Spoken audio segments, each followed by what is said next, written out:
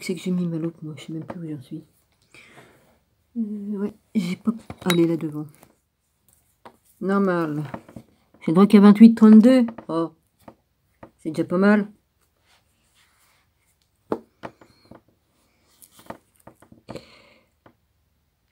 Alors, je suis en Ézéchiel. J'ai ouvert au hasard. Quelques-uns des anciens d'Israël vinrent auprès de moi et s'assirent devant moi. Et la parole de l'Éternel me fut adressée en ces mots. Fils de l'homme, ces gens-là portent leur idole dans leur cœur et ils attachent les regards sur ce qui les a fait tomber dans l'iniquité.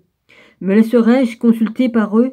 C'est pourquoi parle-leur et dis-leur, ainsi parle le Seigneur, l'Éternel. Tout homme de la maison d'Israël qui porte ses idoles dans son cœur et qui attache les regards sur ce qui les fait tomber dans son iniquité, s'il vient s'adresser au prophète, moi, l'Éternel, je lui répondrai malgré la multitude de ses idoles, afin de saisir dans leur propre cœur ceux de la maison d'Israël, qui se sont éloignés de moi avec toutes leurs idoles. C'est pourquoi dis à la maison d'Israël, ainsi parle le Seigneur l'Éternel, revenez et détournez-vous de vos idoles, détournez-vous les regards de toutes vos abominations, car tout homme de la maison d'Israël ou des étrangers séjournant en Israël, qui s'est éloigné de moi, qui porte ses idoles dans son cœur et qui attache les regards sur ce qu'il a fait tomber dans son iniquité, s'il vient s'adresser au prophète pour me consulter, par lui, moi, l'Éternel, je lui répondrai moi-même. Je tournerai ma face contre ces hommes, je ferai de lui un signe et un sujet de sarcasme, et je l'exterminerai du milieu de mon peuple, et vous saurez que je suis l'Éternel. Il n'y a pas de hasard, hein. J'ai ouvert au hasard ma Bible, mais le Père, il me fait lire les trucs que je dois lire.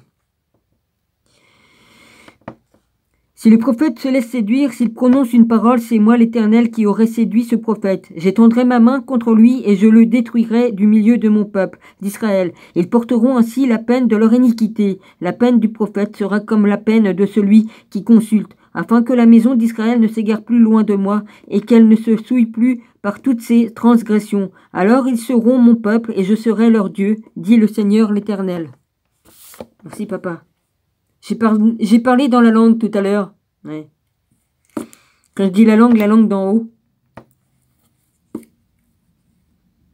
La première langue qui a existé. Hein? L'exemple des 3 hommes justes.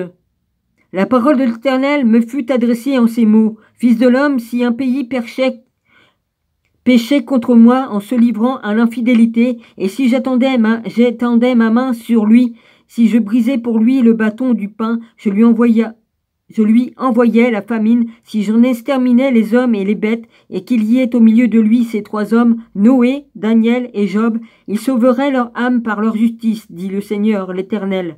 Si je faisais parcourir le pays par des bêtes féroces qui le dépeupleraient, s'il devenait un désert où personne ne passerait à cause de ces bêtes, et qu'il y ait au milieu de lui ces 3 hommes, je suis vivant, dit le Seigneur l'Éternel.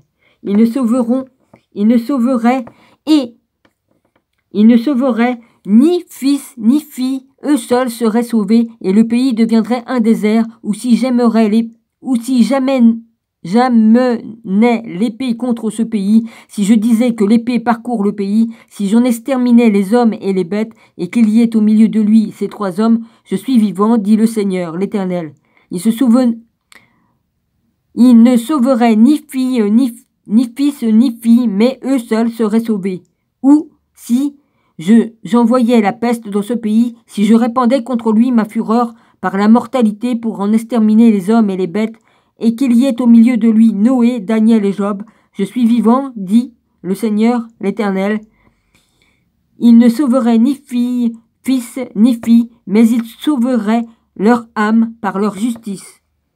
Oui, ainsi parle le Seigneur l'Éternel, quoique j'envoie contre le Jérusalem mes 4 châtiments terribles, l'épée, la famine, les bêtes féroces et la peste, pour en exterminer les hommes et les bêtes. Il y aura néanmoins un reste qui échappera, qui en sortira des fils et des filles. Voici, ils arriveront auprès de vous, vous verrez leur conduite et leur action, et vous vous consolerez du malheur que je fais venir sur Jérusalem, de tout ce que je fais venir sur elle. Ils vous consoleront quand vous verrez leur conduite et leur action, et vous reconnaîtrez que ce n'est pas sans raison que je fais tout ce que je lui dis, le Seigneur l'Éternel. Voilà. Soyez tous bénis, je vous embrasse tous. J'envoie le message que le Père veut que j'envoie.